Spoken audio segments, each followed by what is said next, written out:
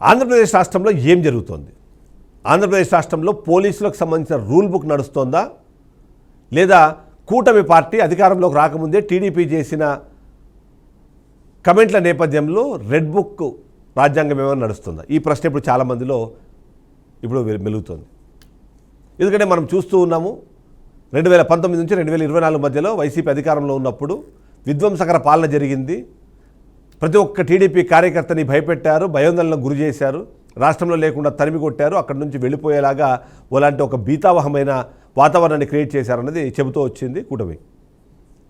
TDP పార్టీకి సంబంధించి Chandrababu Naidu arrest కానివ్వండి, మిగిలిన వాళ్ళందరి మీద కేసులు, ఆ కేసుల తర్వాత పరిణామాలు ఇవన్నీ నేపథ్యంలో వీళ్ళందరినీ ఎవరైతే పోలీస్ డిపార్ట్మెంట్ కానివ్వండి, గవర్నమెంట్ ఆఫీసర్స్ కానివ్వండి, అలాగే రాజకీయ నాయకులు ఎవరైతే ఉన్నారో వాళ్ళందరినీ రెడ్ బుక్లో వాళ్ళందరి పేర్లు మేము నమోదు చేస్తున్నాం. ఒక్కసారి అధికారంలోకి వచ్చిన తర్వాత వాళ్ళు చేసిన నేరాలకు మేము ఖచ్చితంగా శిక్ష విధిస్తామంటూ లోకేష్ చాలా సందర్భాల్లో చెబుతూ వచ్చారు. అదే తరహా సిచ్యువేషన్ జరుగుతూ వచ్చింది.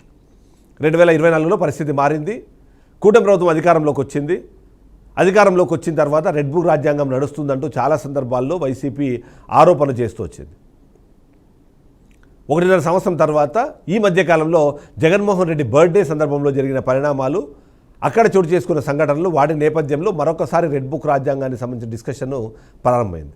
ఆ పాయింట్ మనం డీకోడ్ చేసే ప్రయత్నం చేద్దాం. అందులో ఫస్ట్ క్వశ్చన్, వైఎస్ జగన్మోహన్ రెడ్డి బర్త్డేని చాలా గ్రాండ్గా సెలబ్రేట్ చేయాలని వైసీపీ శ్రేణులు భావించి అందులో భాగంగానే ఆ సెలబ్రేషన్ నేపథ్యంలో రాష్ట్రంలో ఎన్నో కేసులు నమోదయ్యాయి. వాటి వివరాలు ఏంటి, వాటి ప్రస్తుత పరిస్థితి ఏంటి, దీని గురించి మనం డిస్కస్ చేసే ప్రయత్నం చేద్దాం. మాజీ ముఖ్యమంత్రి వైసీపీ అధినేత జగన్మోహన్ రెడ్డి జన్మదినం అన్నది డిసెంబర్ 21వ తారీఖున జరిగింది. ఆ నేపథ్యంలో రాష్ట్ర వ్యాప్తంగా వైసీపీ కార్యకర్తలపైన అనేక కేసులు నమోదయ్యాయి. అంతేకాకుండా గత కొంతకాలంగా చూస్తున్నాము వైసీపీకి సంబంధించిన ఆలోచన విధానంలో రప్పా రప్పా అన్న ఒక వర్డ్ అనేది చాలా ట్రెండింగ్గా మారిపోయింది. అంతేకాకుండా 29లో ఒకవేళ ఏ కారణం చేతైనా వైసీపీ అధికారంలోకి వస్తే వాళ్ళ మ్యాజిక్ ఫిగర్ 88 దాటిన తర్వాత నుంచి రాష్ట్రంలో గందరగోళ పరిస్థితులు ఉండబోతున్నాయి. ఎవరెవరైతే ఇప్పుడు వైసీపీ కార్యకర్తల్ని, వైసీపీ నాయకుల్ని లేదా వైసీపీకి సంబంధించిన వ్యక్తులు ఎవరైతే ఇబ్బంది పెడుతున్నారో వాళ్ళందరినీ కూడా రప్ప అంటూ నరకబోతున్నాం అనే విధంగా వాళ్ళు కొన్ని స్టేట్మెంట్లు ఇచ్చే ప్రయత్నం చేశారు. దాన్ని జగన్మోహన్ రెడ్డి ఖండించకపోగా దానిలో తప్పేముంది అనే విధంగా మాట్లాడారు. ఇక ఈ నేపథ్యంలోనే జగన్మోహన్ రెడ్డి బర్త్డే రోజు బహిరంగంగా జంతు బలులు, ముఖ్యంగా గొర్రెలు, మేకల్ని బలి ఇవ్వడము, ఆ రక్తంతో ఆయనకు సంబంధించిన ఫ్లెక్సీలు కానీ, బ్యానర్లు కానీ అభిషేకం చేయడం అన్నది మనకు అనిపించింది. అదే నేపథ్యంలో వాటిని నరకడానికి తీసుకొచ్చిన వేటకొడవళ్ళు, వాటిని కేకులు కట్ చేయడానికి వాడిన కత్తులు, వీటన్నిటినీ కూడా మారణాయుధాలుగా చూపించి వాళ్ళందరినీ కూడా అరెస్ట్ చేసే ప్రయత్నం జరుగుతోంది. ఇప్పుడు దానికి సంబంధించిన విజువల్స్ మనం చూస్తున్నాం. సో ఏంటి ఈ రూల్ బుక్ ఏంటి, అలాగే వీళ్ళు ఏం చేస్తున్నారు అన్నది, ఏమేమి కేసులు ఉన్నాయో ఒకసారి మనం చూస్తే ఈ మధ్యకాలంలోనే మనం చూసాము సత్యసాయి జిల్లాలో గర్భిణి సంధ్యారాణి పైన కడుపు తన్నారు అనే ఒక కేసు మనం విన్నాము. ఆ తర్వాత తప్పని తేలిపోయింది.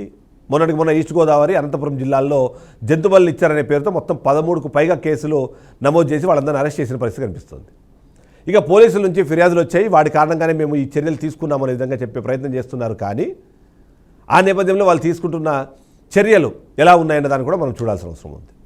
ఒకటి, జంతుబలకు సంబంధించిన అంశాన్ని ఎప్పటికప్పుడు మనం కూడా రిపోర్ట్ చేసే ప్రయత్నం చేశాము. జంతుబలు అన్నది ఖచ్చితంగా తప్పే, కానీ టీడీపీకి సంబంధించిన నాయకులు, నేతలు, వాళ్ళ కార్యకర్తలు కూడా ఇదే తరహా పనులు గతంలో చేశారు. అలా తల నరికిన మేకల రక్తంతో బాలయ్య కానివ్వండి, బాలకృష్ణ కానివ్వండి, అలాగే చంద్రబాబు కానివ్వండి, లోకేష్కి సంబంధించిన ఫ్లెక్సీలు, బ్యానర్లకు రక్తాభిషేకం చేసిన, రక్తతర్పణం చేసిన వీడియోలు కూడా బయటకు వచ్చాయి. ఈ నేపథ్యంలో ఈ కేసులు ఏం చేస్తున్నాయి, ఇలా ఎవరైతే అలా ప్రదర్శించారనే పేరుతో వాళ్ళ మీద కేసులు పెట్టి వాళ్ళని రోడ్డు మీద బహిరంగంగా పెరేడ్ చేసి మరీ తీసుకెళ్లిన పరిస్థితి కనిపిస్తుంది. ఆ వీడియోల్లో వాళ్ళు నడుస్తున్న విధానం చూస్తే మనకు అర్థమవుతుంది వాళ్ళ మీద ఖచ్చితంగా ఫిజికల్గా అసాల్ట్ జరిగింది అని. సో ఇలాంటి కేసులు ఏం చేస్తాయన్న దాని మీద మన సెకండ్ క్వశ్చన్ చూద్దాం. పోలీసులు ఏవైతే ఈ చర్యలు ప్రారంభించారో అవి ఎలాంటి ప్రభావాన్ని చూపే అవకాశం ఉంది అన్నది నెక్స్ట్ క్వశ్చన్గా మనకు అనిపిస్తుంది. ఒకటైతే మనం ఖచ్చితంగా చెప్పాలి, ఇలాంటిది జరిగినప్పుడు, ఏదైతే బహిరంగంగా భయపెట్టే ప్రయత్నం చేస్తున్నారో అని తెలిసినప్పుడు ఇలా కేసులు పెట్టి వాళ్ళని లోపలేస్తే మాత్రం ఖచ్చితంగా ఆ భయాన్ని తగ్గించే ప్రయత్నం కానివ్వండి, అలాగే శాంతి భద్రతలను కాపాడేందుకు ప్రయత్నం జరుగుతుందన్న ఆలోచన మాత్రం ఖచ్చితంగా వస్తుంది. దాంట్లో ఎలాంటి అనుమానం లేదు. కానీ అదే సందర్భంలో ఆ కేసు నిజంగానే బహిరంగంగా పెరేడ్ చేసేలాంటి భయంకరమైన కేసుల అలాంటి చర్యలను నిజంగానే చట్టం యాక్సెప్ట్ చేస్తుందా అన్నది అర్థం. అది ఇప్పుడు వస్తున్న ప్రశ్న. కక్ష సాధింపు చర్యలో భాగంగానే రాజకీయ రౌడీయిజం, ఫ్యాక్షనిజం అనే ఈ అంశాలని మరొకసారి తట్టి లేపే ప్రయత్నం ఏమైనా పోలీసులు చేస్తున్నారన్న క్వశ్చన్ మార్కే ఇక్కడ మనకి అనిపిస్తుంది. అయితే విపక్షాలు కానివ్వండి, మిగిలిన వాళ్ళు కానివ్వండి, ఖచ్చితంగా ఇది కక్షపూరిత చర్యగానే చూడాల్సిన అవసరం ఉంది అన్నది. ఎందుకంటే గతంలో ఎన్నడూ జరగని విధంగా ఇప్పుడే మొదటిసారి జరిగింది కాదు. ఇలాంటి గతంలో జరిగినప్పుడు ఎందుకు ఈ పోలీసులు చర్యలు తీసుకోలేదు, ఇప్పుడు మాత్రం ఎందుకు చర్యలు తీసుకుంటున్నారు, అందులో ముఖ్యంగా ఎవరైతే వైసీపీకి సంబంధించిన వాళ్ళు ఉన్నారో వాళ్ళని మాత్రమే అరెస్టులు ఎందుకు చేస్తున్నారు అని. ఇక ఆ కేసులో బెయిలబుల్ కేసులు కాబట్టి వాటిని నాన్ బెయిలబుల్ కేసులుగా మార్చేందుకు కూడా ప్రయత్నం జరుగుతోంది అన్నది ఒక వాదన అయితే వినిపిస్తుంది. ఈ నేపథ్యంలో మనకు థర్డ్ క్వశ్చన్ మనకు కనిపిస్తుంది, ఈ వ్యవహారంపై వైసీపీ స్పందన ఏమిటి అన్నది. ఆబ్వియస్లీ వైసీపీ ఏం చెప్తుంది, ఇది మొత్తం కక్షపూరితంగా జరుగుతున్న రాజకీయ క్రీనిడ తప్ప ఇంకేం లేదు అన్నది. అంతేకాకుండా మొన్నటికి మొన్న మనం చూసాము, గర్భిణీ స్త్రీకి సంబంధించిన దాడి కేసుని ఒకసారి విశ్లేషించే ప్రయత్నం చేస్తే అందులో ఒక అమ్మాయి మీద దాడి జరిగింది, గర్భిణిని అతను కాలుతో తన్నాడనే పేరుతో కేసు పెట్టి తన్ని మెడ రోడ్డు మీద నడిపించుకుంటూ తీసుకొని వెళ్ళారు. అది పోలీసులు తీసుకున్న చర్య. దాన్ని మొదట్లో చూసినప్పుడు మంచి చర్యగానే అందరూ భావించారు. కానీ ఆ తర్వాత జరిగిన పరిణామం ఏంటి, అతను వైసీపీ కార్యకర్త కాదు, కేవలం వైసీపీకి సంబంధించిన జగన్మోహన్ రెడ్డి బర్త్డేకి సంబంధించిన ఆ కార్యక్రమంలో కేక్ తినడానికి వెళ్ళిన వ్యక్తి అన్నది. అతను జనసేన కార్యకర్త అయినా సరే అతని మీద అలాంటి చర్యలు తీసుకోవడం, దాన్ని లోకేష్ డైరెక్ట్గా మానిటర్ చేశారనే విధంగా మాట్లాడడం అన్నది దానివల్ల ఆలోచన విధానంలో రెడ్ బుక్ రాజ్యాంగం నడుస్తోంది అని వైసీపీ చేస్తున్న ఆరోపణలకు అది ఒక గట్టి సాక్ష్యంగా మారిందని చెప్పాలి. ఇక ఈ రాజకీయ కక్ష సాధింపు చర్యలు అన్నది మంచిది కాదు. జంతు బలుల సంస్కృతి అన్నది ప్రారంభించిందే టీడీపీ. అలాంటప్పుడు ఇప్పుడు మాత్రం ఎందుకు జరుగుతున్నాయి చర్యలు, ఇప్పుడు మాత్రం ఎందుకు తీసుకుంటున్నారు? అలా ఒకవేళ నిజంగానే బహిరంగ జంతు బలులు చేసినా వాళ్లను హింసించి రోడ్డు మీద తీసుకెళ్లాల్సిన అవసరం ఏముంది అన్నది ఇప్పుడు కనిపిస్తుంది. గతంలో బాలకృష్ణ సినిమాలో కానివ్వండి, చంద్రబాబు వేడుకలు ఇలాంటివే జరిగినప్పుడు ఎందుకు వాటిని అప్పుడు ఆపలేదు, వాళ్ళని ఎందుకు చెప్పలేదు అన్నది. ఇప్పుడు పెడుతున్న కేసులు కానివ్వండి, ఇప్పుడు జరుగుతున్న పరిణామాలన్నీ కూడా జగన్కు జనాదరణ తగ్గించడానికి చేస్తున్న ఒక ఆలోచన.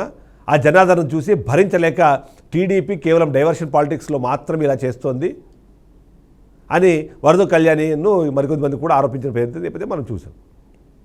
అలా భయపడే వాళ్ళం కాదు, కేసులకు అసలే వెనక్కు తగ్గే వాళ్ళం కాదని చెప్పే ప్రయత్నం చేస్తున్నారు. ఆ విధంగానే వాళ్ళు రెస్పాండ్ అవుతున్న సిచ్యువేషన్ అయితే మనం చూస్తున్నాం. ఇక్కడ అడుగుతున్న ప్రశ్న, ఈ కేసులను చూసి ప్రజలు ఎలా భావించే అవకాశం ఉందన్నది నెక్స్ట్ క్వశ్చన్గా మనకు అనిపిస్తుంది. ఈ కేసులను ప్రజలు ఎలా చూసే అవకాశం ఉంది అన్నది. ఈ కేసులను చూస్తే మాత్రం జంతు బలులు, దాడులు అన్నవి మంచి సాంప్రదాయం కాదు. వాటిని నివారించేందుకు ప్రభుత్వం తీసుకున్న చర్యలు మంచిదే అని జనాలు భావించే అవకాశం అయితే ఉంది. కానీ అలాంటివి అందరి విషయంలోనూ జరగాలి, కేవలము వైసీపీకి సంబంధించిన అంశాలు మాత్రమే కాదు అన్నది. ఏ విధంగా అయితే వీళ్ళ మీద కఠిన చర్యలు తీసుకొని మీరు నిర్ణయాలు చేస్తున్నారో అలాంటి నిర్ణయాలు కూటమి ప్రభుత్వం అధికారంలోకి వచ్చిన తర్వాత ఎంతోమంది మహిళలపై దాడులు జరుగుతున్నాయి, ప్రజలు చాలా ఇబ్బందులు పడుతున్నారు. అంతేకాకుండా కీలకమైన అంశాలు, అవినీతికి సంబంధించి ఇలాంటి అహంకార ధోరణకు సంబంధించిన ఎన్నో అంశాలు తెరపైకి వచ్చినప్పుడు వాటి మీద ఎందుకు పోలీసులు చర్యలు తీసుకోవట్లేదు అన్న ఆలోచన కూడా ప్రజల్లోకి వచ్చే అవకాశం ఉంది. ఈ నేపథ్యంలో మరొక ప్రశ్న, నిజంగానే ప్రజలను అలా రోడ్డు మీద తీసుకెళ్ళడానికి, అలా వాళ్లను బహిరంగంగా తీసుకెళ్ళి వాళ్ళ మీద చర్యలు తీసుకోవడానికి పోలీసులకి అవకాశం ఉందా అన్న ఒక ప్రశ్న కూడా ఇప్పుడు ప్రతి ఒక్కరు అడుగుతున్నారు. అసలు రాజ్యాంగం ఏం చెప్తోంది? ఒకడు తప్పు చేశాడని తెలిసిన తర్వాత కూడా వాళ్లకు బహిరంగంగా ఇలాంటి చర్యలు వేయడం అన్నది లేదు అన్నది సుప్రీంకోర్టు చాలా క్లియర్గా చెప్తోంది.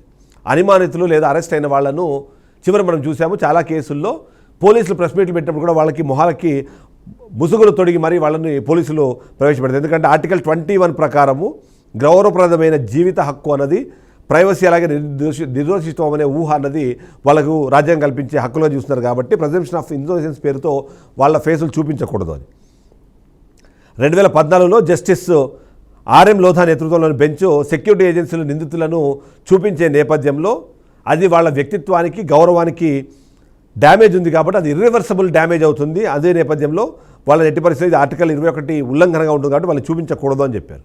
ఇక మీడియా బ్రీఫింగ్ అలాగే మీడియా ట్రయల్ అన్న దాన్ని కూడా నివారించాలన్న ఆలోచన గతంలోనే సుప్రీంకోర్టు చెప్పింది. దానికి సంబంధించి 2023లో చీఫ్ జస్టిస్ డివై చంద్రచూడ్ కూడా పోలీసులు బ్రీఫింగ్లు ఇవన్నీ తప్పు అన్న విషయాన్ని చెప్పే ప్రయత్నం చేశారు. అందులో భాగంగానే ఎన్హెచ్ఆర్సీ అలాగే స్టేట్ పోలీస్ చీఫ్ నుంచి 2023లో ఇన్పుట్స్ కూడా తీసుకునే పరిస్థితి ఉంది. ఇక హ్యాండ్ కఫ్స్ వేయడం అనేది తప్పుగా చూస్తున్నప్పుడు Premshankar Shukla versus Delhi administrative 1980 case ప్రకారము వాళ్ళకి హ్యాండ్ కఫ్స్ వేయడం కూడా తప్పు అని చెప్తుంది. ఇక citizen for democracy versus state of Assam 1995 అందులో హ్యాండ్ కఫ్స్తో పబ్లిక్లో పెరేడ్ చేయడం అనేది నిషిద్ధంగా చేశారు. ఇక DK Basu versus state of West Bengal 1997 కేసులో కూడా మానవ హక్కుల పరిరక్షణ కోసం 11 మార్గదర్శకాలు ఇచ్చి అప్పట్లో arrest memo, relative information, medical checkup మొదలైనవి సిఆర్పిసిలో చేర్చిన పరిస్థితి మనకు కనిపిస్తుంది. ఇక ప్రిజంప్షన్ ఆఫ్ ఇన్నోసెన్స్ ప్రయత్నం ఉన్నప్పుడు ఇలా వాళ్లను రోడ్డు మీద మీరు బహిరంగంగా తీసుకెళ్లడం అన్నది ఏమాత్రం సమంజసమో అన్నది ఇప్పటికే సుప్రీంకోర్టు సంబంధించిన చాలా కేసులు చెప్తున్న నేపథ్యంలో ఎలా మీరు తీసుకెళ్తారు? వాళ్ళు నడుస్తున్న వీడియోలు చూస్తే కూడా మనకు చాలా క్లియర్గా అర్థమవుతుంది. వాళ్ళను కాళ్ళ మీద కొట్టి వాళ్ళను హింసించి మరీ ఆ పెరేడ్లో తీసుకెళ్లారు అన్నది. చిన్న ఎగ్జాంపుల్, ఒక గర్భిణీ స్త్రీ కడుపు మీద కొట్టారో అన్న కేసులో ఏ వ్యక్తినైతే వీళ్ళు పరేడ్ చేశారో ఆ తర్వాత అతను నిర్దోషి అని తేలింది. అది కేవలం కుటుంబ సమస్యకు సంబంధించిన అంశాలు.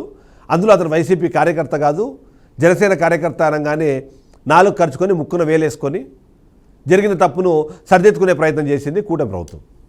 ఇక వాళ్ళను కొట్టి తీసుకెళ్తున్న వీడియోలు మనం చూసినప్పుడు కూడా వాళ్ళందరూ కుంటుకుంటూ నడుస్తున్న విజువల్ మనకు కనిపిస్తుంది. అంటే వాళ్ళ మీద ఎందుకు మీకు అంత కోపం?